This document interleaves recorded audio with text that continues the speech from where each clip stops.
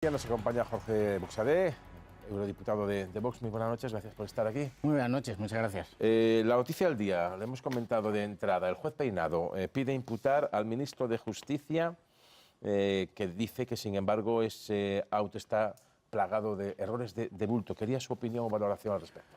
Bueno, pues yo lo he leído completamente. Yo creo que es una resolución judicial que entra dentro de lo normal, de la instrucción. He oído también en el debate previo que se ha dicho que la audiencia provincial le ha cercenado la instrucción, bueno, y también en algunas cuestiones ha confirmado cómo estaba instruyendo el señor Peinado. Esto es lo que sucede en la vida habitual de un juzgado de instrucción, que va instruyendo y luego la audiencia provincial va resolviendo. Aquí lo relevante es que vamos a ministro por semana. No sé si es ministro, secretario de organización del Partido Socialista por semana. Ahora tenemos Bolaño, veremos a ver quién sale la semana que viene, y lo cierto es que cuanto a la posición razonada está justificado. Otra cosa, y ahora será el Tribunal Supremo el que dirá, oiga, pues sí o no, pero que es cierto que el señor Bolaños en su declaración no aclara, porque juegan con una trampa procesal. Yo soy abogado del Estado, o lo he sido en activo. ¿Quién propone el nombramiento? Y entonces distinguen. Lo que el señor Peinado, el juez Peinado está diciendo es, oiga, ¿quién le nombró? Luego hay una propuesta administrativa, pero luego lo que pregunta es, ¿quién dijo que hay que contratar a la señora Cristina Álvarez? Esas preguntas no se distinguen las tres respuestas. E incluso le da tiempo al señor Bolaños y para la declaración y dice, oiga, tiene usted todo el tiempo para buscar más información, por supuesto. Claro, pues que la hoja que le entregó, que le pedía al juez, pero ya la tenía el propio juez. Es un certificado emitido, es un certificado que estaba en la causa, emitido por presidencia del gobierno. Tendrán que dar explicaciones. Sobre el hecho de que se ha comentado mucho, lo ha dicho, por ejemplo, en su comparecencia, que está plagado de errores. Por ejemplo, le califica hasta 18 veces investigado cuando es testigo. Dice, por ejemplo, que utiliza la expresión protervo, me parece que se refiere a perverso y obstinado. Dice que conoció a la asistente de Begoña Gómez en el entierro de la propia Begoña Gómez. ¿No cree que una instrucción de estas características tendría que estar un poco más atado o no cometer estos errores? No, yo creo que hay que distinguir lo que es atado jurídicamente, es decir, hay una fundamentación de hechos y de fundamentos de derecho y está perfectamente planteada. Luego hay errores materiales. Yo creo que ninguna, bueno, no sé si ninguna, pero muchas crónicas, artículos, tribunas en los medios digitales y no digitales no pasarían el control ortográfico. Es que lo vemos, incluso en televisión española a veces sucede que faltan tildes. Es decir, que vamos a ver. Bueno, pero lo que no podemos es llamar cosas, sinvergüenza a un juez pero y, sin una cosa embargo, es una noticia, sin embargo, y otra cosa es una actuación judicial. Pero Xavier, que hace 2 semanas se montó entre los medios de comunicación un escándalo por el bulo de la bomba Lapa. Sí. Y medios de comunicación divulgaron esa noticia. Y luego lo corrigieron. En un tuit. Entonces sí. Pero digo, tendría que corregir el juez que todos este somos auto. humanos. Que todos somos humanos. Pero los jueces bueno, para eso están los abogados. Sobre la vida de las para personas. eso están los abogados, igual que para el acta donde consta claramente que el señor Bolaños incurre en las contradicciones manifiestas en su declaración. Para eso está el abogado de la parte para decir, oiga, en el acta hay que rectificarla. Es que hay que hacer el trabajo. Del caso Koldo Ábalos Cerdán, ¿ustedes creen que cómo va a acabar y qué significa para la política española? Pues yo creo que va a acabar con el Pedro Sánchez, el presidente del Gobierno, declarando ante el juez. y yo creo que puedo asumir el compromiso, la voluntad, la decisión, la determinación de mi partido de llevar a Sánchez ante un juez para que responda. Igual que llevamos a los separatistas en el golpe de Estado en el año 2017, cuando también el Gobierno del Partido Popular no hacía nada y se estaba preparando un golpe de Estado institucional y no se hizo nada y fue Vox que interpuso la correspondiente querella. Yo creo que eso es el camino natural al que estamos viendo.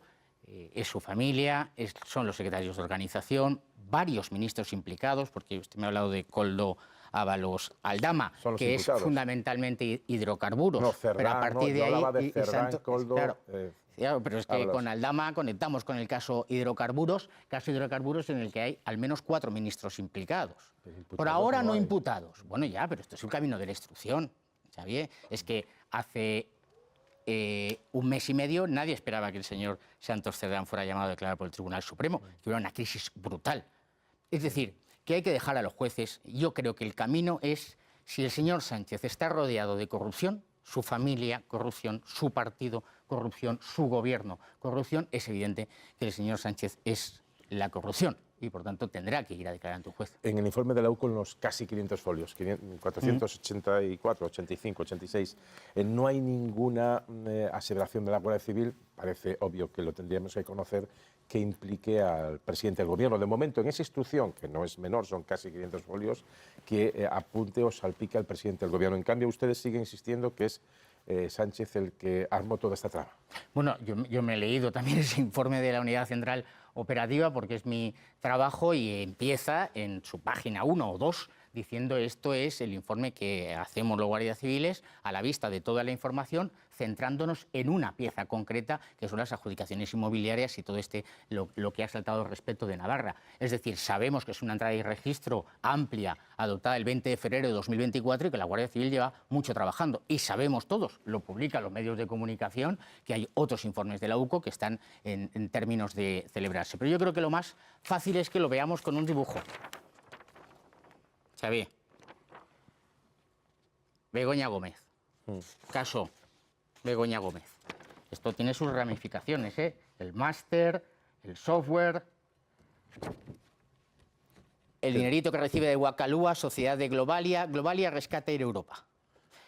Hermano de Pedro Sánchez, que ya nos hemos olvidado, que está procesado. Y con él la cúpula del Partido Socialista en Badajoz, con un fraude de ley para convertir a alguien que ha sido procesado en diputado, obligando a otros a dimitir, y que la juez de instrucción dice, aquí hay un fraude de ley. Y de aquí sale el señor Sánchez, ministro Ábalos, su secretario de organización y ministro, toda la trama del caso hidrocarburos y luego del caso mascarillas. Pero digo que los dos secretarios de organización, si Sánchez estaba en el ajo, los ha cesado a los dos. De alguna manera, si estuviera conchavados con ellos, lo tendría mucho más complicados para cesarlos, para destituirlos, porque pueden descubrirlos. Sin embargo, ni en las conversaciones telefónicas intervenidas, ni en los documentos, ni en los WhatsApps, no hay nada que señale al presidente del Gobierno. Bueno, sí que tenemos informes de la Unidad Central Operativa que se refieren a Sánchez como el 1. Y esto está publicado y está en el caso hidrocarburos. Está así. Bueno, pero eso y tenemos declaraciones y hay instrucción. Pero eso es un empresario. Hombre, son dos secretarios de organización. Pero digo son que los dos secretarios ministros de organización han sido destituidos. Yo le pregunto. Bueno, destituidos, el señor Ábalos. Destituido y le sustituye el que estaba también en la trama y ahora le sustituye quien es gerente y que aparece ya también en los informes de la UCO. Pero digo que vuelva a ser destituido. Me refiero que usted cree que si Sánchez, estando en el ajo, destituye a estos dos no van a decir que realmente les mandaba Sánchez, porque ya ha cortado todo cordón en el caso de que lo hubiera. Lo iremos viendo, esto está siendo muy largo. La moción de censura. La moción de censura. Sí. ¿Por qué Feijóo no presenta la moción de censura? Bueno, es la pregunta que habría que hacerle al señor Pero Feijóo. Es que como no viene por aquí, se la haga usted. Yo vengo aquí cada vez que me llamáis. Le he oído decir que él tiene muchas ganas de moción de censura, pero que no tiene votos. Yo creemos nosotros que hay otra forma de hacer política, que es una forma de política de entenderla como un deber político con tus votantes, incluso un deber moral. Y la forma de acabar con un gobierno, de acuerdo con nuestra Constitución, hay un procedimiento que es la moción de censura. Sí. Y la moción de censura sirve para muchas cosas. En primer lugar, para retratar al propio gobierno. Es un debate parlamentario amplio en el que tú retratas al presidente del gobierno, planteas una alternativa, que en este caso es muy sencilla, que es convocar elecciones. No hace falta ni siquiera plantear una alternativa política. Y retratas a los socios del gobierno. Porque todos los diputados que votasen en contra de esa moción de censura se hacen inmediatamente cómplices y cooperadores necesarios de todo lo que está haciendo el Gobierno y el Partido Socialista.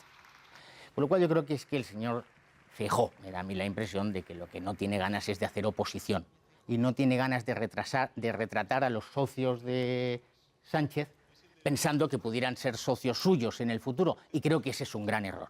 Y creo precisamente que ese es un gran error. Pero con tantos beneficios él también lo vería. Si todos son beneficios con la moción de censura, primero él dice que le faltan solo 4 votos que a lo mejor pueden aparecer. ¿Usted cree que pueden aparecer?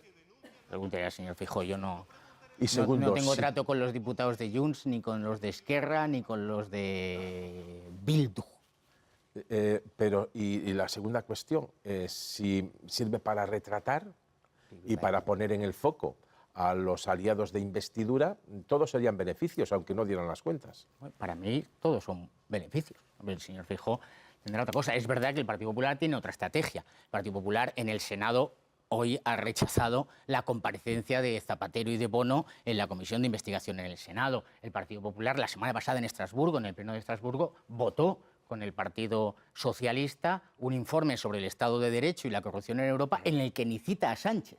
Un informe que vota a favor el PSOE. Imagina, un informe de Estado de Derecho que el PSOE vota a favor y el PP también vota a favor. El Partido Popular votó en Estrasburgo la semana pasada, con el PSOE también, el Pacto Verde 2.0, que es el Pacto por la Industria Limpia. Y peor aún, han pactado con el PSOE un incremento de diputados en Castilla-La Mancha en un 60%, que de esto poco hablamos. Con lo cual yo creo que ellos están en otra estrategia política y, por supuesto, nosotros criticamos, creemos que la estrategia política tiene que ser la de confrontación total con Sánchez y el gobierno. Y entonces, hay quien dice, no son pocos los analistas, que el PP se ha echado un poco más a la derecha, que Feijóo ha dejado de ser el moderado que decía que era en Galicia por ustedes, que ustedes le están marcando mucho el territorio al PP. Esto a ustedes les debe llenar de satisfacción, si es así. Si fuera así, nos llenaría de satisfacción, pero también el Partido Popular ha votado en contra de nuestra propuesta de poner fin a esas clases injustas de cultura islámica en determinadas regiones donde gobierna el Partido Popular, o el Partido Popular está en la misma línea de ejecución del Pacto Verde, por ejemplo, expropiando masivamente olivos en Andalucía. Es decir, que, bueno, el giro a la derecha, esto de los giros a la derecha, los giros sociales y los giros a la izquierda, estamos muy hartos. Pero es la política de siempre, es la del bipartidismo. Se trata de hacer creer a la gente que he cambiado con la única finalidad de mantener el esquema bipartidista, que es lo que le sirve a los dos. Habla usted de confrontación, entiendo casi que de ir al choque. Han sido muy comentadas y criticadas también las palabras de un compañero suyo de partido, de Javier Ortega Smith, que en un tuit, creo que fue en redes sociales, llamó hijo de la gran puta a Pedro Sánchez. ¿Usted cree que son formas en política? O sea, él les llama a ustedes que son de ultraderecha, y ustedes pueden llamar lo que quieran, pero esa expresión, hijo de la gran puta, referido al presidente del gobierno, ¿cree que es correcta? Hombre, a mí me han dicho más que de ultraderecha, me han dicho de todo, incluso en esta mesa uno de sus tertulianos, ¿no? Pero que no, en esta en concreto pues no, sé si la pero otro día. Mejor ultraderechista o fascista yo creo que y aquí, otro comunista, pero digo, hijo de la gran puta ya no es lo político, es lo personal. Lo importante es las políticas del señor Sánchez y cómo se está destruyendo España, disolviendo España. Cómo el señor Sánchez empezó esta legislatura pactando los 7 votos de la ley de amnistía, el mayor acto de corrupción política de nuestra democracia. Y así nosotros lo dijimos. Nosotros vamos a ir con todo contra la corrupción económica de Sánchez y de su gobierno y de su familia, pero como fuimos con todo con la corrupción política, le pusimos una querella por cohecho. A propósito, una querella que no fue admitida a trámite por el Tribunal Supremo, pero que con el texto ahora mismo del borrador de la Directiva de Lucha contra la Corrupción en Bruselas debería ser admitida por abuso de autoridad.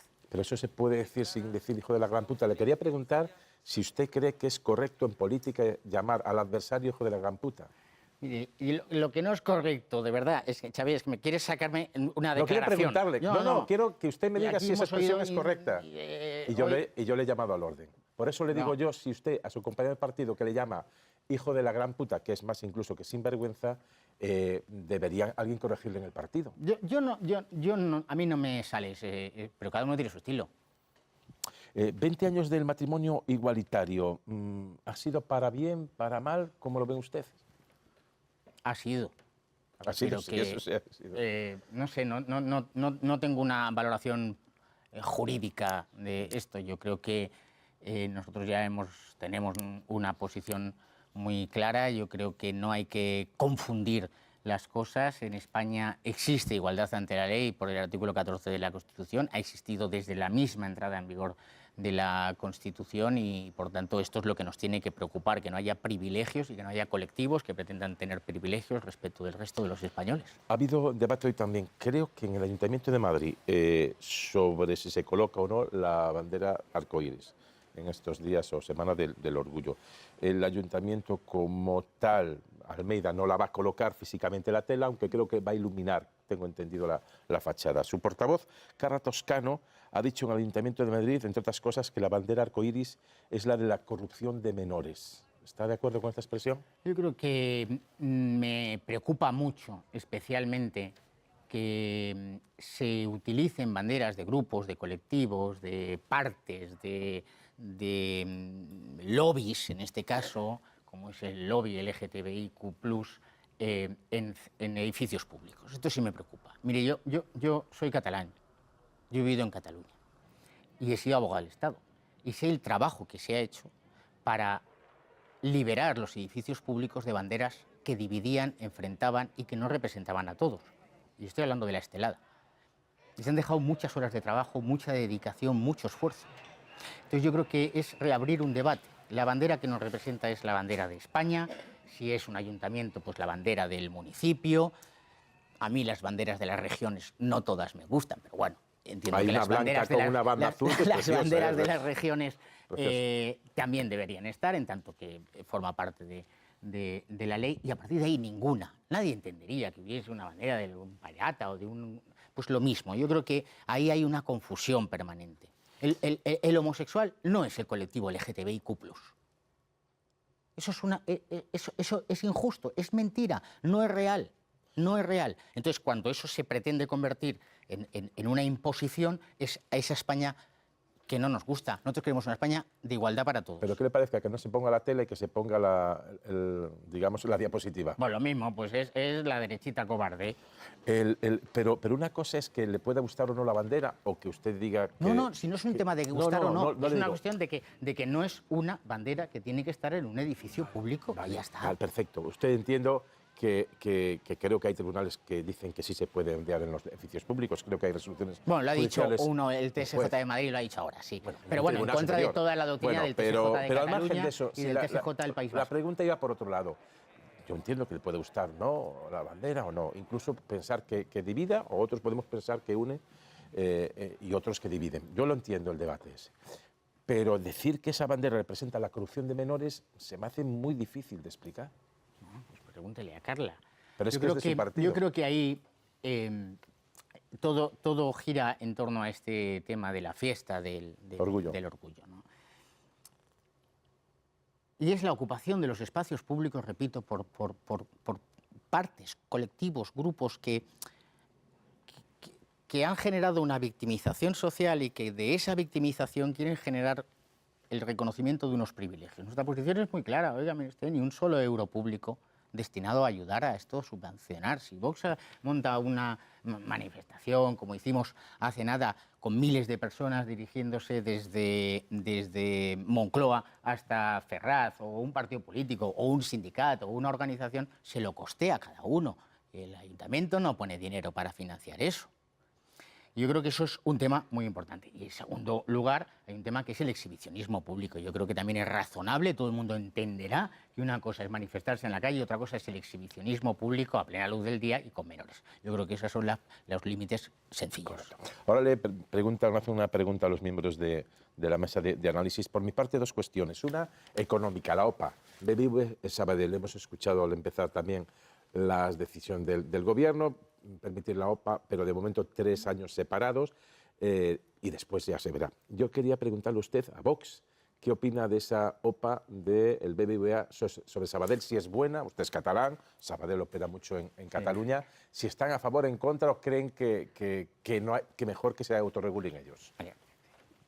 Yo soy eurodiputado de un partido de la oposición. Me pregunta sobre una operación económica, financiera de gran calado, respecto de la cual no tengo información. Correcto. Dicho esto, si la ha autorizado el gobierno, de salida me parece mal, por la autorización del gobierno. Este gobierno no nos podemos creer nada. Y la prueba es que dice, lo he escuchado ahora porque lo han explicado ustedes, 3 años, quizá 2, el precio no sabemos cuál será, ahora tiene que hablar el otro, y básicamente porque tiene al PNV y a Junts presionando. Entonces intenta quedar bien con todos y ganar tiempo el señor Sánchez. Pero nosotros no le queremos dar ni un solo segundo más al señor Sánchez. Y la última cuestión, en realidad también es una cuestión de política nacional y económica, pero también se la tengo que preguntar. Hoy empieza la cumbre de la Haya. Hay la petición de Trump de que sea un 5% de incremento. Eso nos llevaría a gastar, a partir del 4º o 5º año, creo que 80.000 millones de euros en defensa, en armas. que es prácticamente la mitad ya simplemente de los gastos en pensiones. El 3,5 dice Rutte para España y el gobierno español 2,1. Quiero preguntarle si tienen ustedes ya una posición fijada de qué porcentaje del PIB tendría España que gastar, si tiene que ser el 5%, el 3,5 o el 2,1, ¿cómo lo ven? Pues lo que sea necesario para satisfacer las necesidades de la defensa nacional y nuestros compromisos internacionales. Si es el 3, el 4 o el 5 o el que sea. Pero hay que defender Ceuta y Melilla, hay que defender las Islas Canarias, hay que defender nuestras aguas territoriales amenazadas, hay que proteger mejor las fronteras y hay que defender en general nuestros compromisos internacionales. ¿Qué nos ha de preocupar? Nos ha de preocupar de ese 5%, porque al final es el 5%. No digo básicamente porque aquí le habéis dado unos palitos a Rutte por lo de los mensajes, que está muy bien que le deis unos palitos, pero lo cierto es que Rutte ha desmentido a Sánchez, claramente. Ha dicho, este es un mentiroso. Que hay un compromiso y hay un compromiso de Estados. Bueno, la ha desmentido claramente. Le ha dicho que el 3,5 para la alianza es lo que garantiza la defensa de España, que cree la alianza, y el gobierno español 2,1. Hombre, Sánchez, si quiere seguir teniendo al ejército con los peores sueldos de Europa, pues evidentemente puede directamente pagarles aún menos del salario mínimo. Es capaz, este tipo es capaz. Un señor que quería destruir el Ministerio de Defensa, que recordemos que iba a ir a la campaña, que fue a la campaña electoral diciendo que España no necesitaba un Ministerio de Defensa. Que acaban de subir el sueldo de los militares. Lo que sea necesario. De verdad, lo que sea necesario. Te ha dicho 80.000 millones. Yo esos cálculos no los he hecho porque yo no soy ministro de Hacienda. Pero bueno, que hoy hemos visto que son 2.000 millones de euros lo que se destina en televisiones públicas. Se publicaba en un medio, pues que podemos empezar a recortar con las televisiones regionales, podemos recortar con los subsidios a toda la inmigración masiva y descontrolada, que hay muchísimo dinero para recortar y para no quitar ni un solo derecho en lo que es fundamental, que es educación, es sanidad, es justicia y es seguridad en las calles. Ya, pero son 80.000 millones. Usted dice 2.000 millones pensiones públicas. Y la segunda pregunta. Y lo otro son 80.000 millones y cómo llegamos a esos 80.000 millones y de dónde recorta. La segunda pregunta que nos tenemos que hacer es que de ese 5%, ¿cuánto se llevan los ministros y secretarios de organización del PSOE? Yo no sé. Vamos, claro, ¿cuánto se van a llevar en la contratación? Porque con el Next Generation ha habido un buen reparto. Tenemos las mascarillas, tenemos las adjudicaciones inmobiliarias, tenemos los rescates. Hombre, que parece que el que más porcentaje se va a llevar es Trump. Tenemos no las petroleras, PDVSA y Zapatero. Pero digo que el que si Sánchez se va a llevar, es el 1, Zapatero es el 0. Pero que el que se va a llevar más comisión es Trump, es Estados Unidos, que es lo que nos van a vender. No. Él por eso quiere vender allí. Aquí no hay una industria de defensa como tal. Fuera de bromas. Si no hay una industria de defensa como tal es porque la hemos desamortizado y la hemos desarbolado. La han desarbolado PP y PSOE durante todas estas décadas. Esto primero hay que decirlo. Porque aquí teníamos una buena industria de defensa, sobre todo una industria naval de defensa. Sí. Las mejores fragatas son poquito españolas. Desarbolado, bueno, poquito desarbolado, se las vendemos a Noruega, y ahora Holanda, empezamos a invertir porque efectivamente se ponen de manifiesto las necesidades de defensa. Y nosotros tenemos unas necesidades de defensa muy claras. Por supuesto que hay que tener compromisos internacionales para apoyar a Ucrania o para apoyar cualquier acción conjunta de la OTAN o de los compromisos que nosotros asumamos como nación. Pero lo importante es defender nuestra frontera sur. Sí, pero mira, en cuanto a fragatas, siempre hicimos muy buenas fragatas. Yo soy de Galicia y en Ferrol se hacen ahora mismo las F-100 más competitivas, que tienen el escudo Aegis. Teníamos dificultades en arma submarina. Nos quedábamos con los Dauphin y con los Mistral, que nos vendían los franceses. Ahora estamos haciendo los S-80, que están fabricando también, y con algún problema de sobrepeso parece que consiguen salir a la superficie. Y con todo eso tenemos una buena industria de defensa naval. España creo que es el 9º país del mundo en exportación de armas. Tan mal no estamos. Ahora, para incrementar 80.000 millones de euros, seguro que no. Pues eso mira, seguro Xavi, que no. Yo formo parte de la Comisión de Seguridad y Defensa del Parlamento Europeo, recién creada como miembro de Patriotas por Europa, y por ahí pasan todas las empresas del sector militar y del sector de la industria en España y no son tan optimistas como tú. Vale. Es decir, que requiere inversiones, es un trabajo de mucha calidad, efectivamente se exporta mucho y tenemos capacidad de producir, y tenemos capacidad de garantizar nuestra defensa, que es lo que nos tiene que preocupar. Porque el estado del bienestar está en riesgo si tu defensa no te garantiza la continuidad de tu nación. Por lo tanto, La defensa es necesaria, condición imprescindible para la defensa del estado de bienestar, de nuestras libertades y de la prosperidad de los españoles, que por otra parte está bastante amenazada. Bueno, vamos con las dos preguntas, vamos muy justitos de tiempo, que ya estamos casi en las 11. Os he pedido pregunta breve y contestación breve, Luis y Paloma. Voy rápida. Buenas noches, señor Buxade. Usted hacía referencia ahora a los palos que hemos metido en el debate a Mark Rutte. Yo le quería preguntar, Vox, que además ha sido un aliado y que ha apoyado públicamente y que sigue apoyando a Donald Trump, si le parece confiable un presidente, un dirigente que hace público un mensaje, en este caso con el secretario general de la OTAN, que no sé qué le parece, cómo le deja a él. Aquí hemos comentado que efectivamente ponía bastante en entredicho su papel y que de alguna manera se desvelaba un sometimiento, pero le quería preguntar por el hecho de que Donald Trump haya hecho público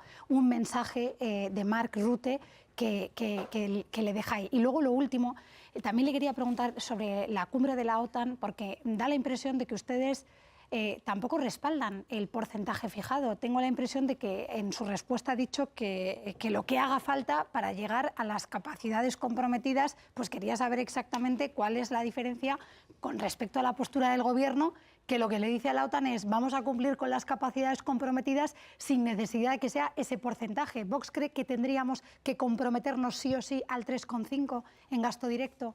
Pues mire, muy sencillo. A lo mejor es que no. Si el compromiso internacional de una organización de la que formamos parte y contribuimos a su sostenimiento es el 5%, por supuesto que hay que cumplir el 5%. Y como contrapartida, cambiar el tratado de la OTAN para garantizar la protección de Ceuta y Melilla, que cuando España entró en la OTAN no se garantizó la protección de Ceuta y Melilla, y no tenemos la garantía de nuestros socios de la OTAN de que si Ceuta y Melilla son agredidas por un Estado extranjero, la OTAN va a salir en defensa. Y respecto de la primera cuestión, pues yo lo tengo más fácil. Prefiero a alguien que es transparente, que Ursula von der Leyen, que es condenada por no dar a los europeos la información de los mensajes que tuvo en medio del COVID con el CEO, el director de Pfizer, para la compra masiva de miles de millones de vacunas. Eso es lo que queremos, transparencia. Y transparencia con los mensajes del fiscal general del Estado. Y transparencia con los mensajes de los ministros. Mucho mejor la transparencia que la ocultación en la que vivimos por parte de esos burócratas en Bruselas, que es permanente. Luis. Bueno, quería aclarar que yo no he llamado a nadie hijo de puta, digo, porque Pero ha no, parecido yo que he dicho al juez. Sí, pero que luego lo ha retirado. Impresentable y luego lo ha retirado además, de modo que yo puedo pensar que alguien es un hijo de puta, pero yo no le llamo hijo de puta. Entonces digo porque el señor Buxade no ha contestado a la pregunta de qué le parecía que un colega de su partido muy reseñado insultara literalmente con ese término. Pero le quería preguntar muy en concreto, abundando en la pregunta de Xavi. El señor Buxade es de familia numerosa, creo, tiene familia numerosa, es amigo de las familias numerosas. Yo le pregunto más directamente, si usted tuviera un hijo o una hija, como le pasa a muchos padres y muchas madres españoles y de todo el mundo, homosexual, ¿usted se alegraría de que hubiera una ley a día de hoy que le permite a su hijo o a su hija casarse si quiere con alguien del mismo sexo o no le parecería bien? Asumidas ya las terapias de conversión y tal. Una vez ya, o sea, aplicadas las terapias de conversión que ustedes en algunos casos defienden, ¿usted iría a la boda, por ejemplo, de su hijo o de su hija? Yo soy muy amigo de las familias numerosas. Soy muy amigo de las familias. Soy muy amigo de la seguridad de las familias. Soy muy amigo de que las familias puedan tener una vivienda, preferentemente en propiedad, y si no, pues en alquiler y con opción a compra. Soy muy amigo de que los hijos de las familias de los españoles no tengan inseguridad en las calles, no se vean agredidos, no haya violencia. Dicho esto, si yo tuviese un hijo o una hija que manifestase esa orientación, ¿qué haría? Pues lo que hace todo padre, quererle. Ya, pero la boda. La boda, a mí que me cuenta la boda. Vale, cuando vale. pues vayan aquí a mi hijo y se lo pregunta, pero de verdad que tontería de pregunta. No, hombre, se lo Sí, es una pregunto absoluta tontería de pregunta. Bueno, supongo Hombre, que usted de entiende verdad. perfectamente y los No, no. espectadores y las espectadoras más todavía. Claro, pues ya está, pues ya Yo le he agradezco contestado. mucho la respuesta, Hombre, es que es muy inteligente. José Buxade, eurodiputado de Vox, muchísimas gracias. No, espera un momento. Ay, ¿qué vas a sacar? Que ¿Ya me has tenía- sacado un papel y ahora que ya vas a sacar un abanico? Tenía unos regalos, que es las pulseras. ¿Qué es esto? Que son las pulseras prohibidas de Vox. ¿Y se las prohíben? ¿Se los prohíben? Sí, son las pulseras en virtud de las cuales el PSOE puso una denuncia por financiación ilícita. Traigo pulseras, traigo llaveros, estoy generoso. Pero una cosa es cómo las pagaras, la bandera no creo que esté Traigo prohibida. pegatinas y traigo bolígrafos de Vox para todos, 5 para cada uno de ustedes, por muchísimas supuesto. gracias, la verdad es que... Si no lo quieren... O sea, son 5 bolígrafos. Yo pensaba que íbamos a hablar de esto, digo, porque esto es lo que hacen los afiliados, simpatizantes de Vox en sus mesas informativas todos los fines de semana, incluso en ocasiones siendo agredidos físicamente en Cataluña, en País Vasco, en Galicia, pero también, por supuesto, en Navarra o en Madrid o en muchos lugares de España son agredidos y ellos, pues dan estos bolígrafos, este material, estas pulseritas como actividad promocional y la gente pues aporta pues de yo muchísimas gracias porque la verdad es que yo no sabría cómo ser más patriota que llevando la banderita. Solo una cosa, esto el PSOE denunció a Vox ante la Fiscalía, salió urbi et orbi en muchos medios de comunicación, artículos de todo tipo, delito de financiación ilícita, y la semana pasada la Fiscalía sacó la resolución archivando esta cuestión. En realidad, dos cuestiones. Una, dijeron que había financiación ilícita por percibir un préstamo de un banco húngaro y evidentemente la Fiscalía ahí dice, no, es que no puede haber delito porque es un préstamo, algo que sostuvimos desde el primer día. Y en segundo lugar, respecto de esto, pues efectivamente aquí no hay ninguna donación porque... Y ahora sí, le voy a regalar yo a usted esto es una donación y esto es actividad promocional, no hay ningún problema. Pero en las mesas informativas la gente de forma voluntaria pues da 50 céntimos, 1 euro. Usted lo ha visto seguro por las calles de España. Y eso no es una donación. Todo el mundo sabe lo que es una donación. Lo digo para que quede claro. Yo pensaba que me iban a preguntar de esto y venía a preparar. Además, me hace mucha ilusión porque ahora ya no voy mucho a las mesas informativas y hemos convertido entendí que había otras cosas más interesantes, pero que ya que usted lo saca. Efectivamente, la Fiscalía Anticorrupción archivó 2 de las cuestiones, una por lo menos que presentaba el PSOE. En concreto, la referida a financiación irregular dijo que ya no la iba a resolver porque la había resuelto el Tribunal de Cuentas.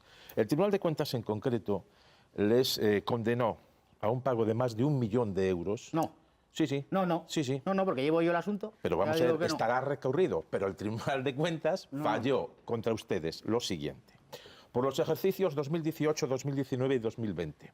Y por julio del año pasado, en el primer concepto de esos 3 años, 862.000 euros, y por el de julio, me parece que 233.000. En total, más de 1 millón de euros. Eso es lo que falla el Tribunal de Cuentas. Es cierto que ustedes lo tienen recurrido, pero lo que ha dicho el Tribunal de Cuentas es esto. Lo que dice la semana pasada, o dijo la pasada semana en la Fiscalía Anticorrupción, es por este 1 millón de euros que le ha sancionado el Tribunal de Cuentas, que ya no se va a meter porque ya está resuelto por el propio Tribunal de Cuentas. Por lo tanto, ya que me lo saca, yo le aclaro las dudas. No, si las dudas se las voy a aclarar yo a usted, porque en realidad son 2 procedimientos totalmente separados. El de los 200.000 euros, que no es de julio de este año. La nota que le han puesto es una resolución de julio de 2024. Por eso, de julio del año pasado. Estamos en fase de conclusiones ya, es decir, que es un procedimiento que ha ido muy rápido, y es porque Vox hace campañas de captación de fondos en redes sociales. En redes sociales dijimos, necesitamos dinero para pagar la fianza que nos pide el Supremo cuando le pusimos la querella a Quim Torra. Y entonces la gente hace aportaciones al partido, normales, nominativas. Y entonces el Tribunal de Cuentas dice, no, eso no puede ser porque es una donación finalista. Bueno, lo hemos recurrido, ganaremos. Ya, pero eso es otra cosa. No, escucha. Ganarán, no dudo que ganen, pero de momento el Tribunal de Cuentas les ha condenado por financiación irregular. No es cierto, no es cierto. El concepto de financiación ilícita es un concepto penal. Es un concepto penal. La sanción de 1 millón de euros. No, pero yo os lo explico. Es un concepto penal con el que se juega mucho. Lo otro es una sanción, como por desgracia la reciben muchísimos empresarios, autónomos o trabajadores, por no pagar el IVA en plazo, por no sé qué, porque te has deducido las gafas y en tu empresa y la agencia tributaria dice, oiga, no, que las gafas no son necesarias para trabajar, no es deducible, el traje o la corbata. Y esto es lo que es un procedimiento administrativo sancionador, que lo tenemos, por supuesto, recurrido al Tribunal de Cuentas y ya le digo que lo ganaremos, porque es Bueno, pero evidente, yo- cualquier español lo Correcto, sabe. yo solo digo que usted me sacó el tema, yo No, le ya- digo no, que no, el Tribunal de simplemente Cuentas les ha sancionado con simplemente una quería infracción muy grave. nada quería más. hacerles un regalo. Pero yo quería, y yo hacerles y además le acepto y un le regalo, agradezco un el regalo, y además tanto se lo agradezco que le doy todo el contexto, la información Muy real de bien. lo que ha pasado. Jorge Buxade, el diputado de Vox, muchísimas gracias por los Gracias. regalos y muchísimas gracias por estar aquí. A ustedes. Muy buenas noches.